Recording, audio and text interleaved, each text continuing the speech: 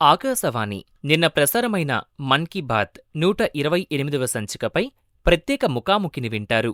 అతిథి doctor are Madhumati గారు, control of examinations, Vikrama Simhapuri విశ్వవిద్యాలయం నుంచి. పరిచయకర్త రావుల సాయి గురీష్.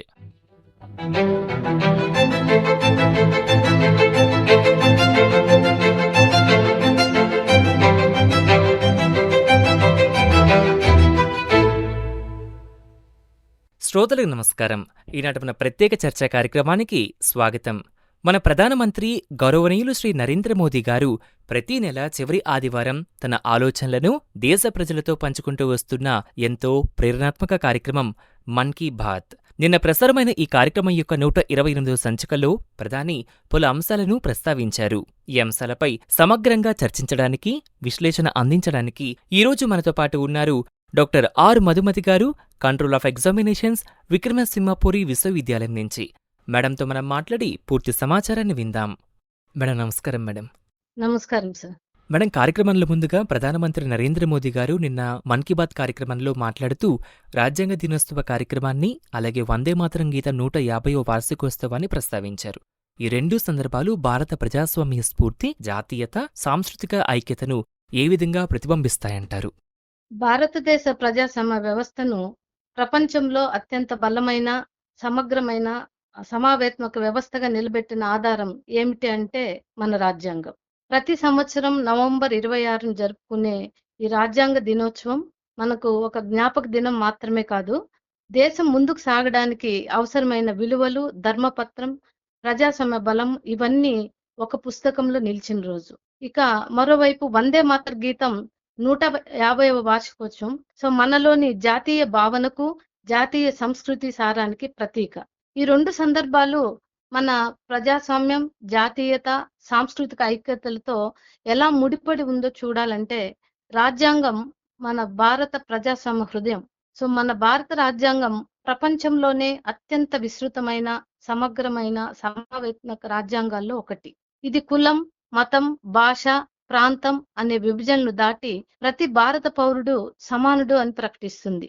మానవ హక్కులు, న్యాయపాలన, స్వేచ్ఛ, సమానత్వం, సోదర భావం వంటి మూల్యాలు మన ప్రజాస్వామ్యానికి వెన్నెముకగా పనిచేస్తాయి. భారత రాజ్యాంగ దినోత్సవం సందర్భంగా ఈ విలువలు మన భారత ప్రజలకి, మన యూత్ కి, విద్యార్థులకి గుర్తు చేస్తాయి. భారతదేశం కేవలం భౌగోళికంగా పెద్ద దేశం కాదు, విలువలతో నిర్మితమైన ప్రజాస్వామ్య దేశం. ఇకపోతే వందే మాతరం జాతి స్ఫూర్తికి శాశ్వత వినాదం. 1875లో బంకిం చంద్ర చటర్జీ రాసిన వందే మాతర గీతం కేవలం పాట మాత్రమే కాదు, ఇది బ్రిటిష్ పాలనలో భారత ప్రజలకు ధైర్యం, శక్తి, స్వాతంత్ర పోరాటానికి ఈ పాట ఒక సమిష్టి స్వరంగా పనిచేసింది. 1905లో బెంగాల్ విభజన సమయంలో ఈ గీతం మహా ఉద్యమానికి వినాదంగా మారింది. 1906లో జాతీయ గీతంగా అంగీకరించబడింది. 150 సంవత్సరాలు పూర్తి చేసుకోవడం అంటే దీని యొక్క గొప్పతనం మనం గుర్తించాలి. ఈ రెండు సందర్భాలు కలిసి ఇచ్చే సందేశం ఏంటంటే రాజ్యాంగం మన పాలనా విలువలను గుర్తు చేస్తే, వందే మాతరం మన జాతీయ భావనను గుర్తు చేసింది. ఈ రెండింటి కలయిక భారత ప్రజాస్వామ్యానికి 3 బలాలను ఇస్తుంది. ఒకటి, ప్రజాస్వామ్య స్ఫూర్తి పెంపు, రాజ్యాంగం హామీ ఇచ్చిన స్వేచ్ఛలు, వందే మాతర గీతం ఇచ్చిన జాతీయ విధానం. ఇవి రెండు కూడా ప్రజాస్వామ్యాన్ని కాపాడే శక్తులు. ఇకపోతే సాంస్కృతిక ఐక్యత బలోపేతం. రాజ్యాంగం భారతదేశం బహుభాష, బహుజాతి సాంప్రదాయాల సౌందర్యాన్ని అంగీకరిస్తుంది. వందే మాతరం ఈ అన్ని సంస్కృతుల తల్లి భూమిగా భారతదేశాన్ని కీర్తిస్తుంది. ఇకపోతే మూడో విషయం, జాతీయతకు నూతన దిశ. ఈ రెండు కార్యక్రమాలు యువతలో 3 ముఖ్య సందేశాలను ఇస్తాయి. జాతీయత అంటే ద్వేషం కాదు, దేశాన్ని అభివృద్ధి చేయడమే నిజమైన దేశభక్తి. రెండవది వచ్చి ప్రజాస్వామ్య విలువలను కాపాడడం ప్రతి పౌరుని యొక్క బాధ్యత. 3, దేశం పట్ల గర్వం, బాధ్యత, కర్తవ్యాన్ని గుర్తు చేసే చారిత్రక సందర్భాలు ఇవి. మేడం, అయోధ్య రామాలయంలో ధర్మధ్వజారోహణం, కురుక్షేత్ర జ్యోతిసర్లో పాంచజన్య స్మారకం అంకితం, ఇవి రెండు చారిత్రాత్మక, అదేవిధంగా సాంస్కృతిక ఘట్టాలుగా మనం చెప్పవచ్చు. ఈ కార్యక్రమాలు భారత ఆధ్యాత్మిక వారసత్వాన్ని, యువతలో ధర్మ సంస్కృతి మీద అవగాహనను ఏ విధంగా పెంచుతాయంటారు? అయోధ్య రామాలయంలో ధర్మధ్వజారోహణం అనేది మన భారతదేశం యొక్క సామాజిక, సాంస్కృతిక, ఆధ్యాత్మిక వారసత్వానికి ప్రతీకగా ఈ ధర్మధ్వజం పెట్టడం జరిగింది. అయోధ్యలో ఈ ధర్మధ్వజారోహణం ద్వారా మన రామాయణం కాలం నాటి కొన్ని విలువలతో కూడిన సాంప్రదాయాలను తిరిగి పునర్జీవనం చేయడం జరిగింది. లైఫ్ ఎలా లీడ్ చేయాలి, ధర్మ మార్గంలో విలువలతో కూడిన జీవితం గురించి, ఐక్యతగా ఉండడం గురించి ధర్మధ్వజారోహణం చెప్పడం జరిగింది. అలాగే మీరన్నట్లు పాంచజన్య స్మారకం ద్వారా భగవద్గీతకు శ్రీకృష్ణ భగవానునికి మధ్య గల అనుబంధాన్ని ఈనాటి యువత గుర్తు చేయడం జరిగింది. భగవద్గీత అనేది అన్ని ప్రశ్నలకు సమాధానం చెప్పే ఒక గొప్ప గ్రంథం. ఇది మన జీవితం ఎలా ఉండాలి అనేది ప్రాక్టికల్ గా గైడెన్స్ ఇస్తుంది.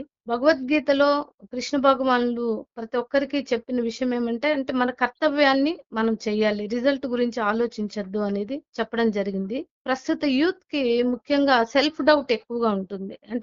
చేయగలనా చేయలేనా అనేది ఒక డౌట్. తర్వాత వాళ్ళ బలాలేంటి, బలహీనతలేంటి అనేది వాళ్ళు తెలుసుకొని వాళ్ళ నేచర్ ఏంటి, వాళ్ళ సెల్ఫ్ డిస్కవరీ అనేది చేసుకోగలిగితే ఈ ఎక్స్టర్నల్ ప్రెజర్ నుంచి, సమాజం కోరుకునే దాని నుండి దూరంగా ఆలోచించి స్పిరిచువల్ గా ఉంటూ ఇన్నర్ పీస్ ని డెవలప్ చేసుకోమంటుంది.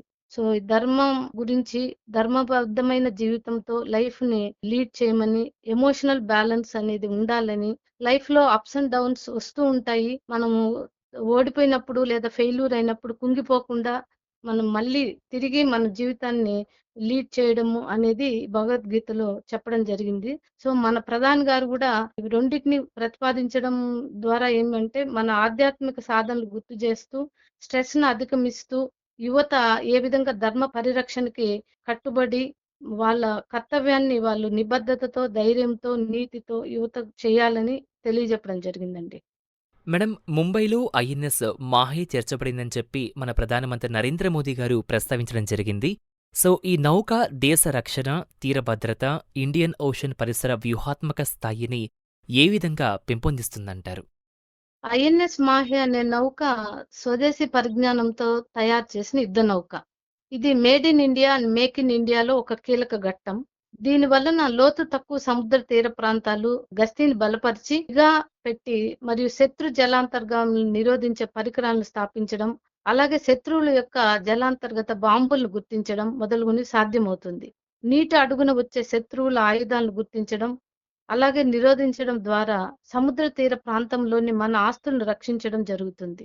ఆత్మ నిర్భర్ భారత్ లో భాగమైన దీని ద్వారా అధునాతన నౌకా నిర్మాణం స్వదేశీ పరిజ్ఞానంతో తయారైంది కాబట్టి మనం విదేశాలపైన ఆధారపడకుండా స్వతంత్రంగా తయారు చేసుకునే స్థాయికి చేరుకున్నాము అనేది మన ప్రధానమంత్రి గారు తెలియజెప్పడం జరిగిందండి.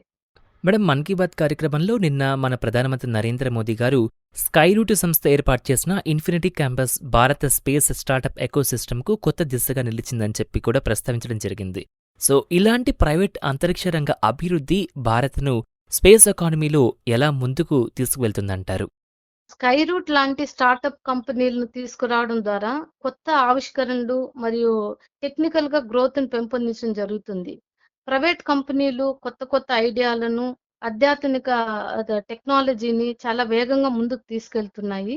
వీళ్ళు రీయూజబుల్ రాకెట్స్, చిన్న చిన్న ఉపగ్రహాలను, వాటిని ప్రయోగించే సేవలను, దాంతో పాటు ఆర్టిఫిషియల్ ఇంటెలిజెన్స్ తో నడిచే స్పేస్ సిస్టమ్ ను తీసుకురావడం వల్ల మన దేశం యొక్క స్పేస్ కేపబిలిటీని, అంతరిక్ష వ్యవస్థ సామర్థ్యాన్ని ఘనంగా ముందుకు తీసుకెళ్లడానికి వీలవుతుంది. అంతేకాకుండా వివిధ ప్రైవేట్ కంపెనీల పోటీ వలన వివిధ రకాలైన అత్యాధునిక శాటిలైట్స్ ను తయారు చేయడం, వాటిని ప్రయోగించడం, వాటి సేవలను తక్కువ ధరకు ప్రభుత్వానికి అందుబాటులో వస్తాయి.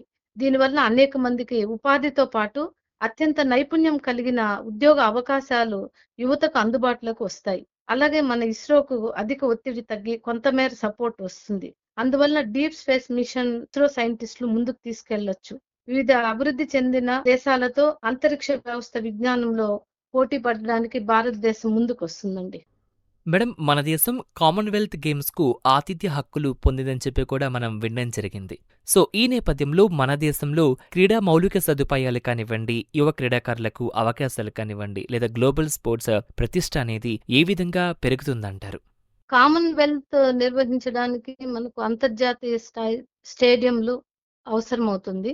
అలాగే స్విమ్మింగ్ పూల్స్, స్పోర్ట్స్ ట్రాక్స్, ఇతర సౌకర్యాలు అవసరమవుతాయి. వాటిని మనము స్పోర్ట్స్ కోసం నెలకొల్పడం ద్వారా మన యువతకి పర్మనెంట్ గా సౌకర్యాలను అందుబాటులోకి తీసుకొని రావచ్చు. సో ప్రధానమంత్రి గారు చెప్పినట్లు స్పోర్ట్స్ మనం మన భారతదేశంలో 145 కోట్ల జనాభా ఉన్నారు. సో మనం చాలా బాగా దీన్ని ఎంకరేజ్ చేయొచ్చు. దీనివలన శిక్షణా వ్యవస్థ పెంపొందించడానికి అవకాశం ఉంటుంది. ఈ గేమ్స్ జరపడం వలన. దీనివల్ల స్పోర్ట్స్ అథారిటీ ఆఫ్ ఇండియాకు యువతకు శిక్షణ ఇవ్వడానికి చాలా సులభం అవుతుంది. అలాగే sports medicine, physiotherapy, biomechanic and performance analytics వంటి హైటెక్ ట్రైనింగ్ టూల్స్ కూడా మనకు అందుబాటులో వస్తాయి. అంతేకాకుండా రోడ్లు, భవనాలు, మెట్రో రైళ్లు, గేమ్స్ విలేజెస్ నిర్మించడం ద్వారా చాలా అభివృద్ధి జరుగుతుంది. పై సదుపాయాలన్నీ అంతర్జాతీయ స్థాయిలో చేస్తాం కాబట్టి ఇతర రంగాల్లో మన అభివృద్ధికి చాటినట్లే స్పోర్ట్స్ రంగంలో కూడా బ్రాండ్ ఇండియాను చాటి చెప్పవచ్చు. దీనివల్ల పర్యాటక రంగం కూడా అభివృద్ధి చెందుతుంది. మేడం, అదేవిధంగా ప్రధానమంత్రి గారు మాట్లాడుతూ పురాతన నావికులు సాధించిన సాహసాలను అంతరిక్ష పరిశోధనలతో పోల్చడం జరిగింది. సో ఈ పోలిక నేటి శాస్త్రవేత్తలకు, యువతకు ఏ విధమైన స్ఫూర్తిని ఇస్తుందంటారు? పురాతన నావికులు సాధించిన సాహసాలు అంతరిక్ష పరిశోధనలతో పోల్చారు. ఈ పోలిక నేటి శాస్త్రవేత్తలకు, యువతకు ముఖ్యంగా ఏం చెప్పాలని అనుకున్నారంటే ప్రధానమంత్రి గారు, అంతరిక్ష పరిశోధన అనేది అనేక సవాళ్లతో కూడుకున్నది.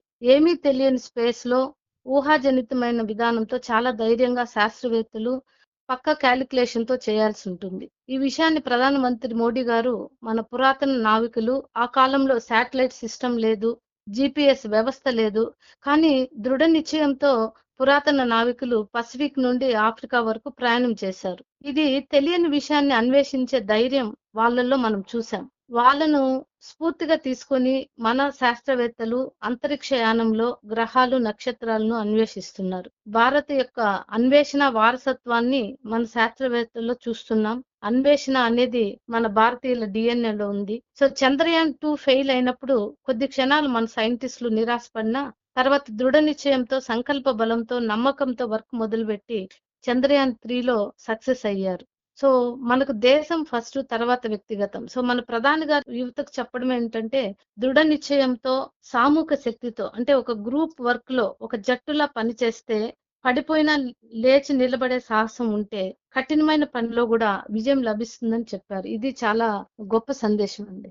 మేడం, ప్రధాని మానవతా సేవా కార్యక్రమాలు, సామాజిక సేవా సంస్థలు, యువజన సేవా సంఘాలు దేశంలో చేస్తున్న వివిధ సేవలను ప్రస్తావించడం జరిగింది.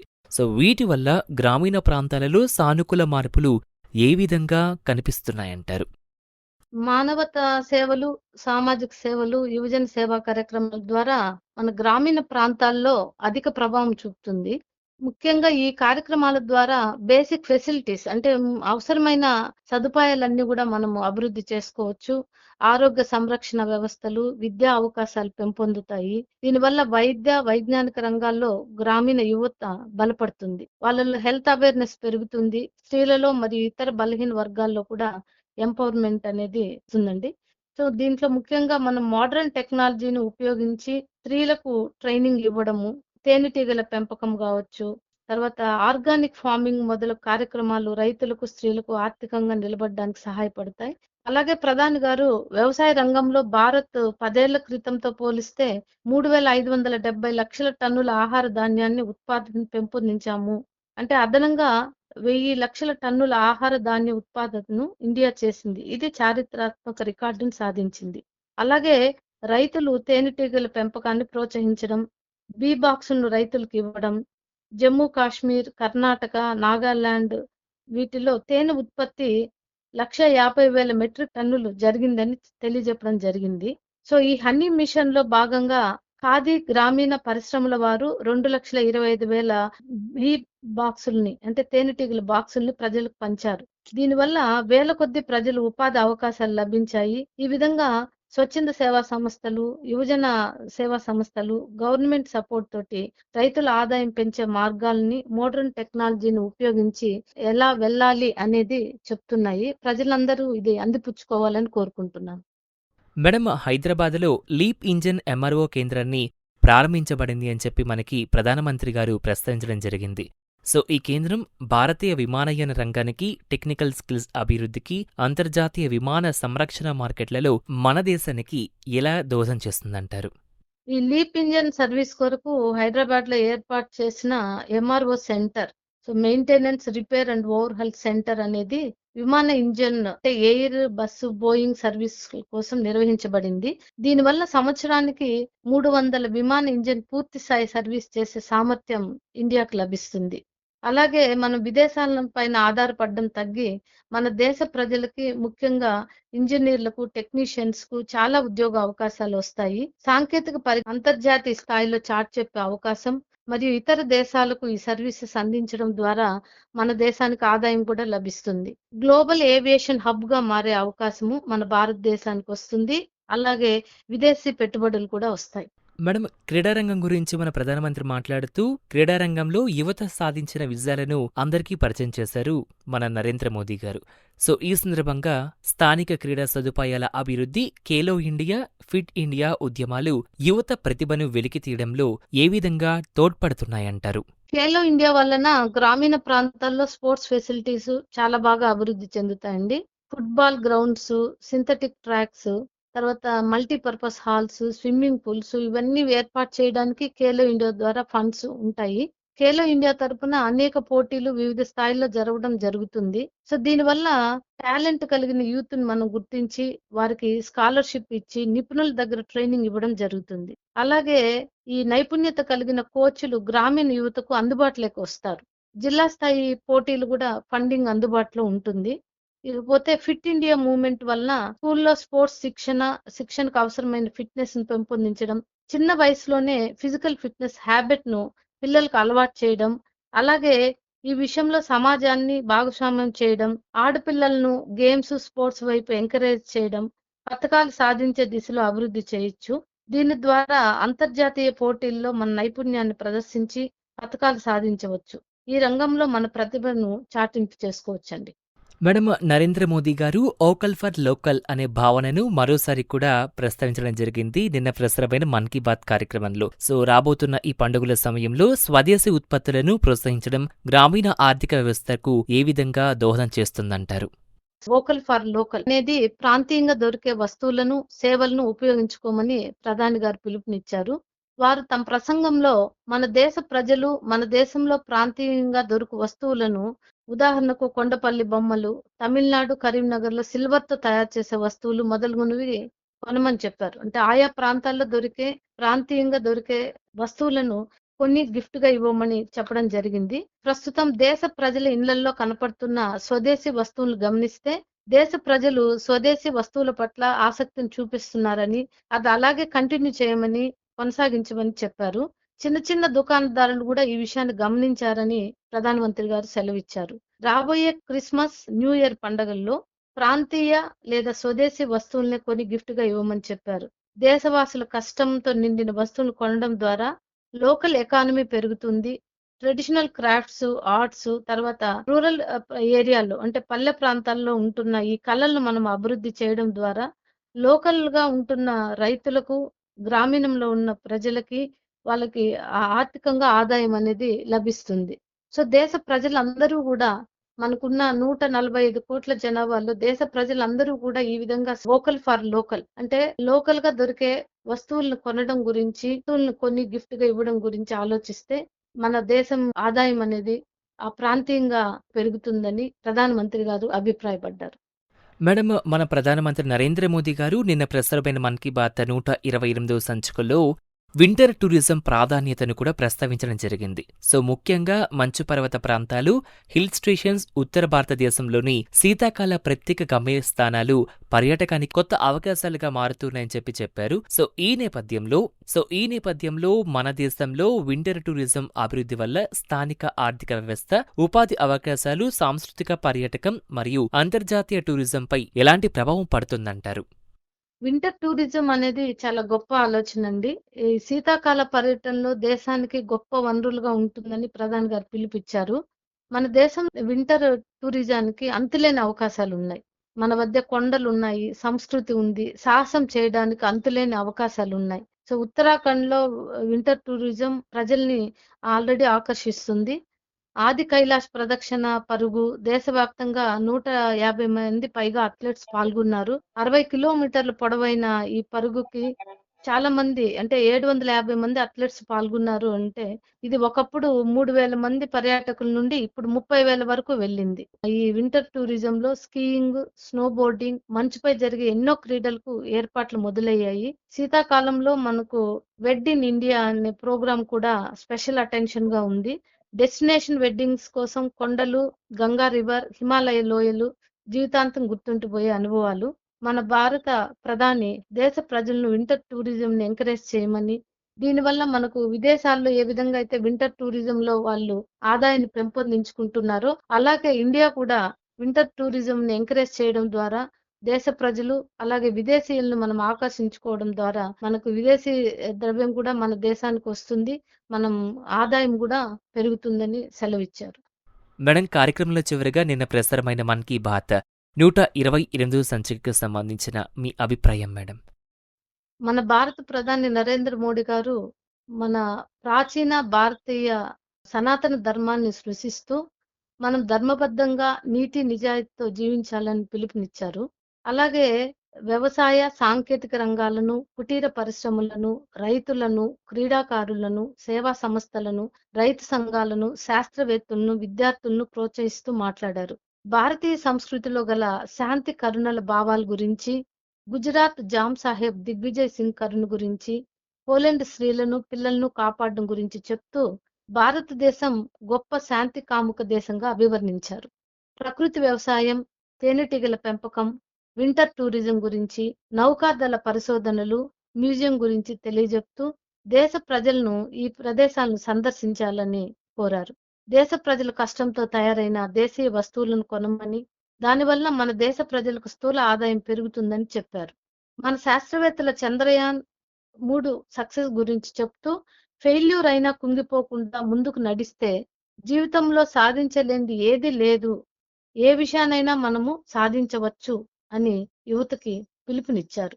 క్రీడలలో అంతర్జాతీయ స్థాయిలో రాణించిన ఐసీసీ ఉమెన్స్ క్రికెట్ గురించి, డెఫ్ ఒలింపిక్స్ గురించి, కబడ్డీ గురించి, ప్రపంచ బాక్సింగ్ గురించి, బ్లైండ్ క్రికెట్ గురించి, బ్లైండ్ క్రికెట్‌లో మహిళలు వారు సాధించిన విషయాలు, ఒక్క టెస్ట్ కూడా ఓడిపోకుండా గెలిచిన విధానం గురించి, అలాగే ఎండ్యూరెన్స్ స్పోర్ట్స్ గురించి తెలియజెప్పారు. ఖేలో ఇండియా, ఫిట్ ఇండియా గురించి చెప్పి దేశ ప్రజలకు, యువతకు స్పోర్ట్స్ గురించి, దాని యొక్క ప్రాముఖ్యత గురించి తెలియజేశారు. మన ప్రధానమంత్రి శ్రీ నరేంద్ర మోడీ గారు 128వ మన్ కీ బాత్ సంచికలో దేశ ప్రజలకు గొప్ప దిశానిర్దేశం చేశారు. ప్రతి ఒక్కరూ ప్రధాని గారు చెప్పిన విధంగా బాధ్యతతో పనిచేస్తూ అవకాశాలను అందిపుచ్చుకొని ఆత్మనిర్భర్ భారత్‌తో ప్రపంచ దేశాల సరసన మన దేశం నిలబెట్టాలని కోరుకుంటున్నాను. మేడం, ఇంతవరకు ఈనాటి మన ప్రత్యేక కార్యక్రమమైన మన్ కీ బాత్ చర్చా కార్యక్రమంలో పాల్గొని నిన్న ప్రసారమైన మన్ కీ బాత్ 128వ సంచికకు సంబంధించిన పూర్తి వివరాలు మన ఆకాశవాణి శ్రోతలకు మీరు అందించినందుకు మీకు మరోసారి ధన్యవాదాలు మేడం. నాకు ఈ అవకాశం ఇచ్చినందుకు ఆకాశవాణి విజయవాడ కేంద్రంకు ధన్యవాదాలు తెలియజేస్తాను. ధన్యవాదాలండి.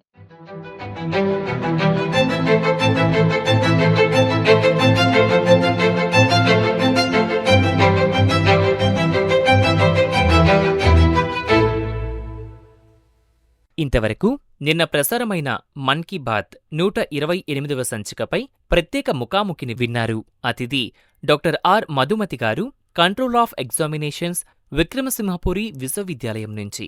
పరిచయకర్త రావుల సాయి గురీష్. ఈ కార్యక్రమం ప్రాంతీయ వార్తా విభాగం, ఆకాశవాణి విజయవాడ కేంద్ర సమర్పణ.